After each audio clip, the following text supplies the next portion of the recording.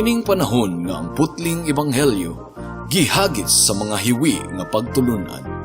Kinahanglan mo barug ang mga tinunan ni Kristo sa pagpakigbisog sa paglaban sa pagtuo, nga magkausa ug alang sa tanang panahong gihatag sa Dios ngadto sa iyang katawan.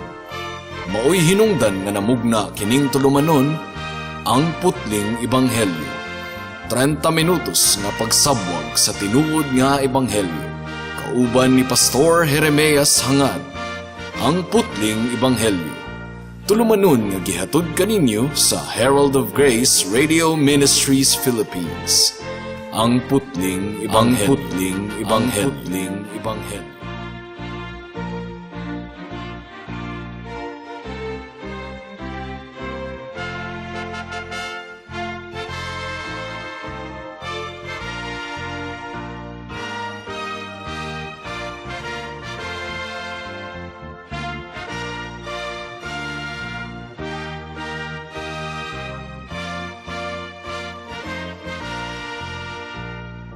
Mayong hapon, Dapitan City, Dipolog City, Zamboanga del Norte, Zamboanga Sibugay, Misamis Occidental, ug kutob sa tanang gidala sa Ginoo sa pagpaminaw niining atong programa nga giuluhan og ang putling ebanghelyo. Kini ang inyong igsuon og higala sa kahanginan si Pastor Jeremias Lauri Hangad sa Herald of Grace Radio Ministries Philippines. Dinuyugan sa iglesia nga nag-sponsor niining atong programa ang Salitran Covenant Bible Church sa Barangay Salitran, Dakbayan sa Dasmariñas, probinsya sa Cavite. Salamat kaayo sa Ginoo tungod kay gidugangan niya og usa pa ka tuig ang akong kinabuhi karong adlaw nga adlaw sa akong natawhan. Ang atong teksto ning takna sa kahaponon makita sa mga buhat kapitulo 16 bersikulo 1 hangtod sa 5. Ang giingon diri: Mipadayon si Pablo sa pagpanaw ngadto sa Derbe ug sa Listra. Didto may nagpuyo nga usa ka tinun-an nga ginganlag Timoteo. Ang iyang inahan usa ka magtutuo nga Hudiyo apan ang iyang amahan Griego. Gidayeg si Timoteo sa tanang kaigsuunan sa Listra ug sa Iconio. Buot ni Pablo nga pakuyugon kaniya si Timoteo, busa gituli niya si Timoteo. Gibuhat niya kini kay ang tanang Hudiyo nga nagpuyo didto nahibaluman nga Griego ang amahan ni Timoteo. Sa ilang pag-agi sa mga kalungsuran, ilang gitugyan ngadto sa mga magtutuo ang mga lagda nga gikauyunan sa mga apostoles ug sa mga kadagkuan sa simbahan didto sa Jerusalem ug gipahimangnuan sila sa pagtuma niini. Busa ang mga simbahan nalig-on sa pagtuo ug nadugangan ang ilang gidaghanon matag adlaw. Ang tumong ni Pablo sa iyang ikaduhang pagbiyahe, mga kahigalaan, ngadto sa Asia Minor, mao ang pagpalig-on sa mga simbahan nga natukod sa iyang unang pagmisyon sa mga lugar ug syudad didto.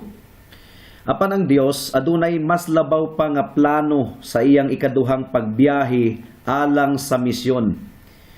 Nini nga kapitulo, nangabudlay si Pablo kauban ang bag-ong mga katabang, una si Silas nga usa sa mga kadagkuan sa simbahan sa Jerusalem, ug si Timoteo, usa ka batan-ong lalaki nga gikan pa sa iyang pagkabata, sinati na kaayo sa Biblia. Ug dugang pa, giablihan pod sa Ginoo ang bag-ong kahigayunan alang sa buluhaton sa misyon didto sa Macedonia. Ug sa katapusan, nahasulat niini nga kapitulo ang bantugang pagkakabig sa tulo ka mga tawo, ang pagkakabig ni Lydia, ang pagkakabig sa ulipon nga babayi, ug ang pagkakabig sa magbalantay sa bilangguan didto sa Pilipos. Adunay tulo ka bahin ang atong pamalandong ning takna sa kahaponon. Una, ang pagdawat kang Timoteo alang sa buluhaton sa misyon. Ikaduha, ang pagtangtang sa makapandol nga babag.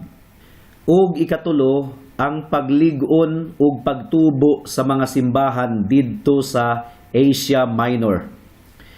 Mudangat na kita sa unang punto. Ang pagdawat kang Timoteo alang sa buluhaton sa misyon.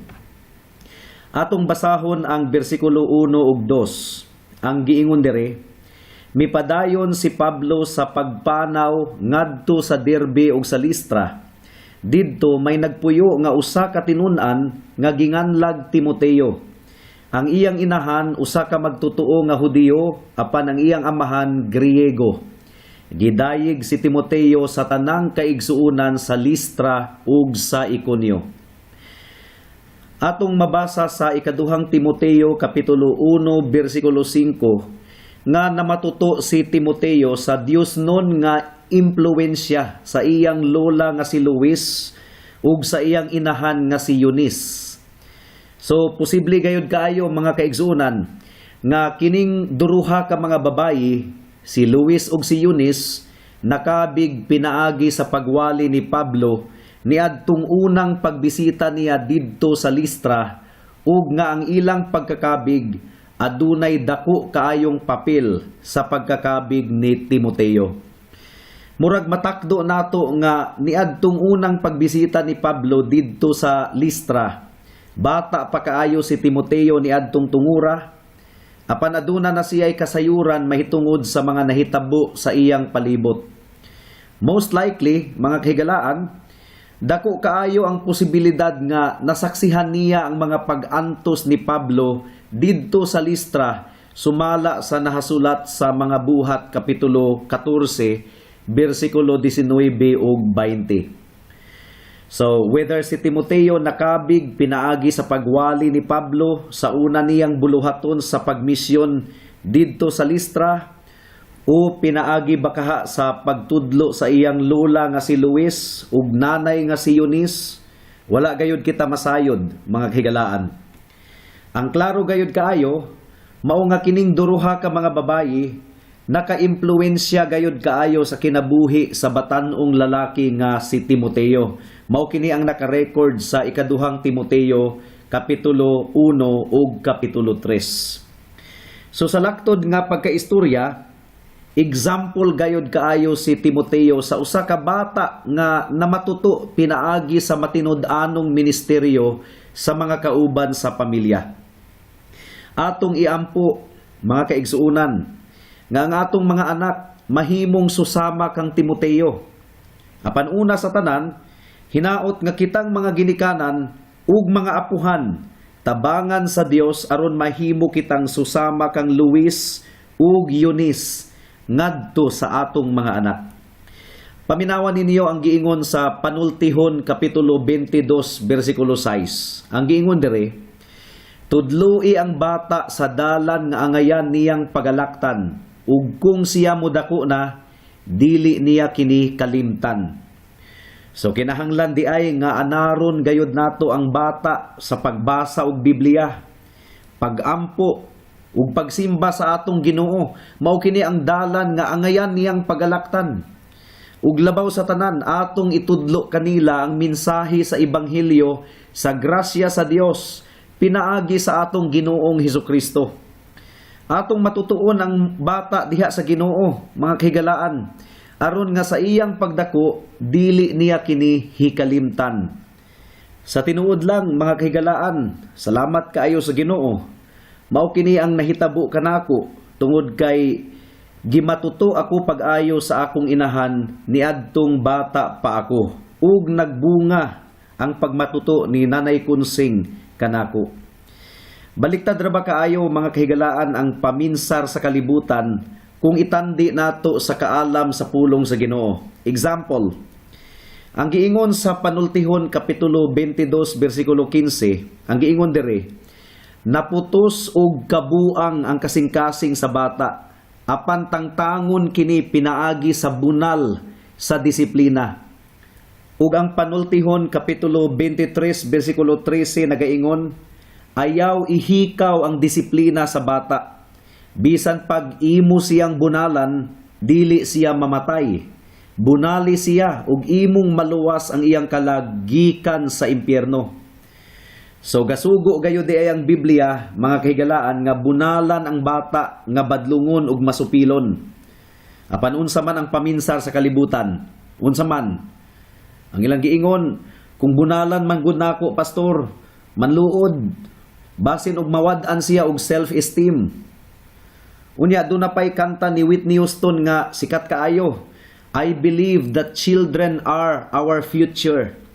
Teach them well and let them lead the way. Unsa?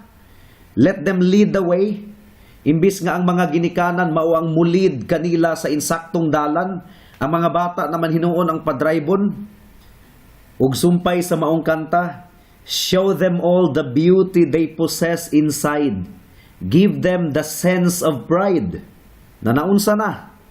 Imbis nga tudluan ang bata nga mahimong mapainubsanon, give them the sense of pride naman hinuon. Ug sumpay pag yun, to make it easier, let the children's laughter. So ang buti pasabot, ihatag kanunay ang gusto sa bata aron kuno makabaton sila og sense of pride. Sa laktod nga pagkaistorya, himuong spoiled ang bata. Ug mao kini ang nahitabo sa daghang mga bata karon. Mga kaigsuunan, ang pagkaginikanan dili lamang alang sa paghatag sa pisikal ug material nga panginahanglanon sa bata. Labaw pa ni ana ang kinahanglan natong ihatag kanila. Kinahanglang tudluan nato sila nga mahadlok ug mutahod sa Ginoo ug magtamod sa iyang pulong. Kinahanglang ipakita nato kanila ang ilang kasing-kasing nga makasasala, ang ilang kasing-kasing nga hugaw kaayo. Every time nga mutubag-tubag sila sa mga ginikanan, show them the sinfulness of their hearts. Kinahanglang tudluan nato sila nga maghinulsol sa ilang sala ug musalig sa atong Ginoong Hesukristo. So ang implikasyon niini, mga kahigalaan, kinahanglang ablihan nato ang atong baba aron itudlo ang Biblia sa atong mga anak ug i-model pod nato kanila ang insakto nga pagkinabuhi. Sama sa tay, nami project sa science namo nga subject, karong sunod semana ang deadline. Nakay kwarta? Wala pa karon anak. Pero magampo ta nga mag-provide ang Ginoo para ana. Sunod semana pa man pud na, napay time. Ingon ana mga kahigalaan ang pagmatuto sa mga bata. Tudluan sila nga magsalig sa Ginoo, tudluan sila nga mutamod sa Ginoo. Mubalik ta sa example ni Timoteo. Ang giingon sa bersikulo 2, gidayig si Timoteo sa tanang kaigsuunan sa Listra ug sa Iconio. So nakita ninyo, mga kahigalaan, mas humot pa ang dungog ni Timoteo kaysa iyang amahan. Wala gani na record ang iyang amahan sa Biblia. Gawas sa giingon nga Griego ang iyang amahan. Bata pa kaayo si Timoteo apan misidlak na ang iyang testimonyo at tubangan sa mga katawhan. Sayo kaayo nabansay si Timoteo sa kamatuoran. Hinaot nga mahitabo usab kini sa atong mga anak. Apan dili kini mahitabo kung wala kitay buhaton, mga kahigalaan. Kung wala kitay buhaton isip mga ginikanan ug isip mga apuhan. Tudluan ang mga bata nga mulingkod sa simbahan ug maminaw ug wali sa pulong sa Ginoo. Dili pasagdahan nga magdula sila sa gawas. Subo kayong sudungon nga ang mga ginikanan ra ang naglingkod sulod sa simbahan. Kaya ang ilang mga gagmay nga anak nagdula didto sa gawas. So naanad sila sa ilang pagkabata nga dili mosulod sa simbahan, pagdako nila dili pud sila mosulod sa simbahan. Na dili gyud na pwede sa mga ginikanan nga seryoso sa pagsunod sa Biblia. Ang pagtubo ni Timoteo sa grasya sa Ginoo makalipay gayod kaayo. Apan ang iyang pagtubo dili temporaryo, mga kaigsuunan. Nagpadayon gayod kini bisan pa ni adtong nagwali na usab siya. Giawhag gihapon siya ni Apostol Pablo nga mupadayon sa pagtubo diha sa Ginoo. Ang pagtubo di ay lifetime kini nga tinguhaon sa atong kasing-kasing. Kinahanglang dili maundang ang atong pagkaon sa pulong sa Ginoo sa tibuok natong kinabuhi. Sa mga pastors nga walay pagkugi sa pagmatuto sa mga batan-on Unsa na lang mahitabo sa buluhaton kung kuhaon na ta sa Ginoo? Mamatay ang iglesia tungod kay walay mupuli kanato. God forbid that it should happen to our respective ministries. Mao nga magkugi gayud kita mga kaigsuunan sa pagtudlo sa kamatuoran sa atong mga anak. Mudangat na kita sa ikaduhang punto, ang pagtangtang sa makapandol nga babag. Gumikan sa maayo nga dungog ni Timoteo, gusto siyang ikuyog ni Pablo sa iyang pagbiyahe sa misyon. Probably, aron mahimong kapuli ni Juan Marcos, ang kanhi assistant niya nga wala mipadayon. Apan adunay usa ka babag nga nagpugong sa tinguha ni Pablo. Unsa man to nga babag? Kini tungod kay si Timoteo manggod nabahin ang iyang dugo sa dugo nga Hudiyo ug dugo nga Griego. Ang inahan ni Timoteo Hudiyo, apan ang iyang amahan Hintil. Mabikil man gyud ang mga Hudiyo nga maminaw sa wali ni Pablo. Kung ang iyang assistant dili tinuli, big deal kaayo sa mga Hudiyo ang pagtuli. Mao nga ang solusyon ni Pablo, mao ang pagtuli kang Timoteo. Iyang gipapatuli si Timoteo. Paminawan ninyo ang nahasulat sa bersikulo 3. Ang giingon dire, buot ni Pablo nga pakuyugon kaniya si Timoteo, busa gituli niya si Timoteo. Gibuhat niya kini kay ang tanang Hudiyo nga nagpuyo didto nahibaluman nga Griego ang amahan ni Timoteo. So bisan pa og ang resolusyon sa council meeting didto sa Jerusalem nag-ingon nga dili kinahanglanon ang pagtuli or pagpatuli tungod kay wala kini labot sa kaluwasan. Sa kaso ni Timoteo, dili buot si Pablo nga mahimong babag ug kapandulan ang iyang pagkadili tinuli sa iyang pagwali sa ebanghelyo ngadto sa mga Hudiyo. So gitangtang lang ni Pablo ang makapandol nga babag aron lamang makabot niya ang mga Hudiyo alang kang Kristo. Apan sa kaso ni Tito, kung nabasa ninyo ang basahon sa Galacia, sa kaso ni Tito, sumala sa nasulat sa Galacia Kapitulo 2, versikulo 1 hangtod sa 5, wala gayud mosugot si Pablo nga tulion si Tito. Kadto tungod kay gustong pamatud-an ni Pablo nga walay labot ang pagtuli alang sa kaluwasan sa kalag sa usa ka tawo. Ang maayong leader, mga kahigalaan, kahibalong mo detect kung kanus-a siya mahimong luag o kung kanus-a siya mahimong mahugtanon. Sa kaso ni Timoteo, luag si Pablo. Sige, iyang gipatuli si Timoteo aron lamang malikayan ang babag sa pagpaminaw sa mga Hudiyo sa pulong sa Ginoo. Apan sa kaso ni Tito, dili pwedeng mahimo siyang luag tungod kay kontrobersya na gayod sa doktrina sa kaluwasan ang gihisgutan adto. Alang sa atong mga tigpaminaw karon, aduna ako'y dako kaayong respeto sa mga Koreano nga mga missionaries diri sa Pilipinas. Kugihan kaayo ning mga Koreano sa pagmisyon diri sa Pilipinas. Apan nganong dili man sila epektibo diri? Kini tungod kay dili man sila kahibalong mo-adjust sa atong kultura. Gusto man nilang musunod sa ilang kultura ang mga Pilipino. Wala gyud nila makuha ang prinsipyo ni Pablo nga, to the Jew, I have become a Jew, and to the Greek, I have become a Greek, just to win them for Christ. Nahasulat kini sa unang Korinto Kapitulo 9, versikulo 30. Ang angayng buhaton unta sa mga Koreano, mga kahigalaan, ibutang nila sa ilang alimpatakan ang prinsipyo nga, to the Filipinos, I have become a Filipino in order to win them for Christ. Dagko kaayo ang mga church buildings nga gipatukod sa mga Koreano. Apan walay sulod. Unsaon man nga dili man sila willing nga makigingon-ingon sa mga Pilipino. For example, sa Iligan, ang ngalan sa ilang simbahan, Dongyon Church. Kinsa ko'y musulod nga Pinoy anang simbahana, nga wala man sila makasabot anang Dongyon. Nganong dili na lang gyud nila i-translate sa English ang Dongyon, nga dili man Koreano ang mga Pilipino. Ang buot ipasabot sa Dungyon Church, mga kaigsuunan, Grace Mission Church. O nganong dili na lang mangyod gamiton ang Grace Mission Church, nganong kinahanglanon pa mangyod ng Dungyon Church nga wa man in tao na masabti sa mga Pilipino. Kung English paunta ang ilang gamiton, nasabtan paunta sa tanan ug dili magpanuko ang mga Pilipino sa pagtambong sa ilang panimbahon. Mao nga importante gayud kaayo nga applyan nato og kaalam ang tanan natong gipangbuhat aron mahimong epektibo ang atong pagpaningkamot ug dili kini makawang.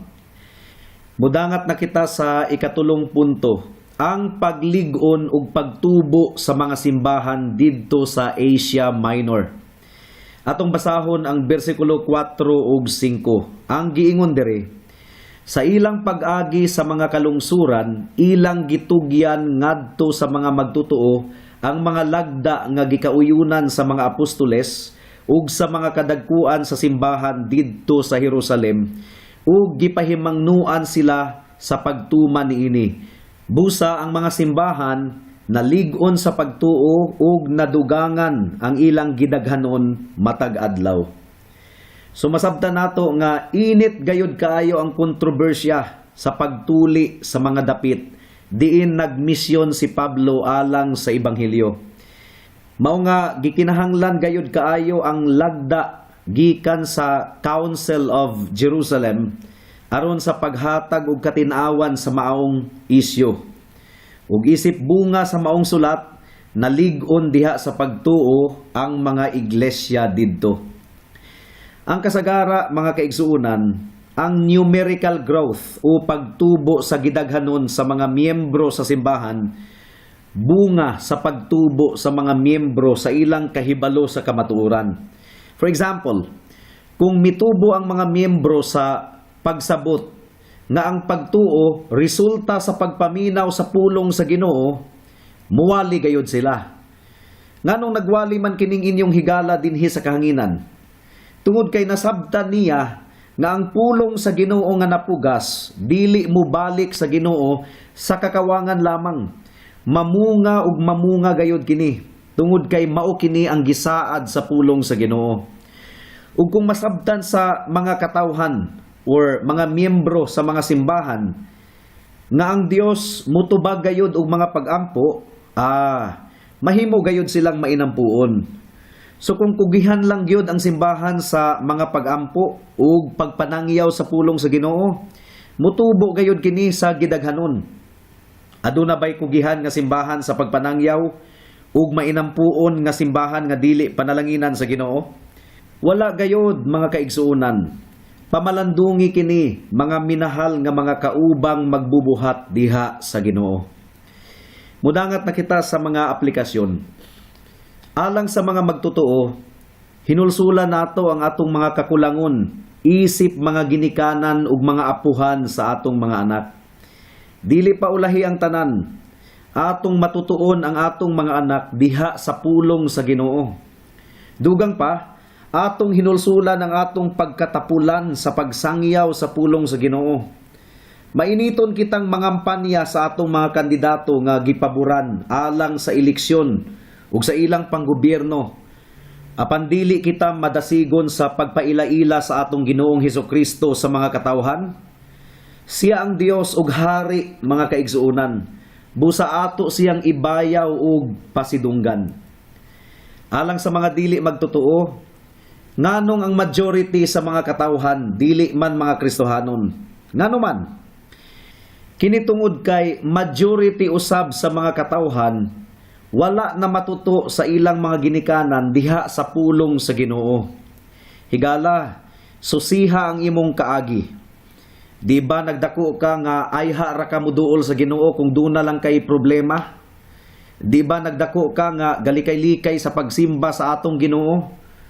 Apan dili paulahi ang tanan alang kanimo, higala. Adunay mga naluwas sa ilang katigwangon. Nagani naluwas sa takna sa iyang kamatayon. Kadtong kriminal ba nga gilansang kauban ni Jesus? Niadtong buntagay pa. Apil baya to siya nga mibugal-bugal kang Kristo. Hoy, kung anak ka sa Dios, kanaog diha luwasa ang imong kaugalingon ug apila pud mi. Apan pagkahapon, nausab ang iyang kasing-kasing. Kapaspas bang nausab sa iyang kasing-kasing? Gikabot ang iyang kasing-kasing sa Ginoo o gipahumok kini. Samtang nagpadayon sa pagbugal-bugal ang laing kriminal, kadtong maong kriminal gitandog sa Ginoo. Ug miingon na siya nga, wala ka pa ba mahadlok sa Dios? Usa ka ilhanan sa pagpanlihok sa grasya sa Ginoo sa kasing-kasing sa tawo. Mao nga natamnan og kahadlok ang iyang kasing-kasing, natugkan og kahadlok ang iyang kasing-kasing. Kahadlok sa Dios ug kahadlok sa pagpadayon sa pagpakasala. Wala ka pa ba mahadlok sa Dios? Gilansang ta diri kay kriminal man ta, apan kining tawhana walay sala. So nakita na niya nga siya makasasala. Usapod kini kailhanan sa pagpanglihok sa grasya sa Ginoo sa kasing-kasing sa tawo. Tungod kay ang wala tanduga sa Ginoo, nagpabiling gahi sa ilang kasing-kasing. Ug miingon kadtong maong kriminal, Ginoo, hinumdumi ako kung atuan na ikaw sa imong paraiso. So mitawag na siya sa Ginoo. Giila na niya si Kristo ingon nga Dios ug manluluwas. Ug unsang tubag ni Kristo? Karon mismo dadon ko ikaw sa akong paraiso. Kriminal kadto mga higala. Apan gipasaylo siya sa Ginoo ug gipapas ang tanan niyang mga sala ug gihatagan siya og kaluwasan. Ang nahitabo sa maong kriminal, mahitabo usab kanimo karon higala. Kung ikaw maghinulsol sa imong sala ug mudangop kang Hesus alang sa imong kaluwasan. Gipaagas na ni Hesus ang iyang dugo aron mapasaylo ang imong sala. Igo na ang sakripisyo ni Hesus alang sa imong kaluwasan. Ayaw kini baliwala higala. Duol kang Hesus karon samtang muluwas pa siya. Moabot ang takna nga dili na siya muluwas, kundili muhukom na. Busa ayaw na paglangan-langan pa higala. Kay basin og uniyang taod-taod, ulahi na ang tanan. Amen. Hangtod din hilang kita taman sa atong pagtuon karong taknaa tungod kay wala na kitay oras pa. Ako kamong padayon nga giimbitar sa pagpaminaw niining atong programa sa matag Sabado, alas 4 hangtod sa alas 4:30 sa hapon dinhi sa Radyo Bibo. Daghang salamat.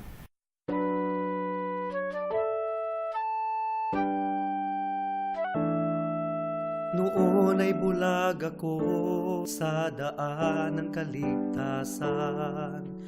Tulad ng marami, nakatuon ako sa sarili. Mabait naman at matulungin at walang kapwang inabuso. Kung kaya't ang tiwala ko, malamang ligtas ako.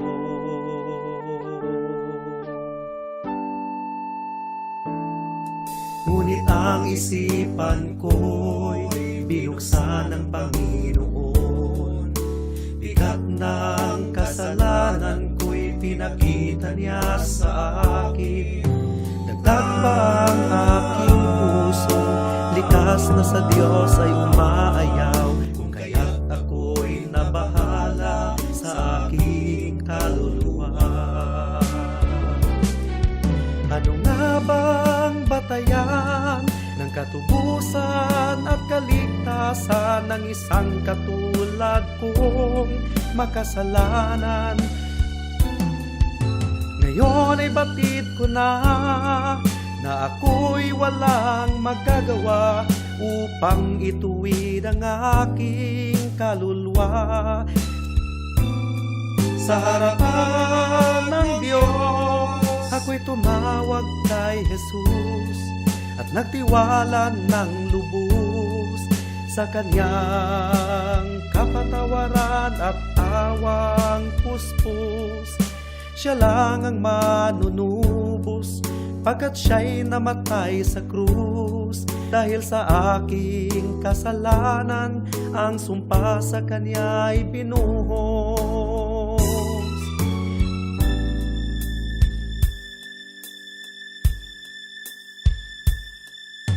Ngayon ay tiyak ko na ang aking kaligtasan, aking nararanasan tunay na kapayapaan. Ang puso ko'y binago niya, ang buhay ko'y inayos niya. Purihin si Jesus sa dakilang biyaya niya. Ang puso ko'y binago niya, ang buhay ko'y inayos niya. Purihin si Jesus sa dakilang biyaya niya. Alang sa dugang nga mga pangutana, mahimong mo text kang Pastor Jeremias Hangad sa 0935 744 3030.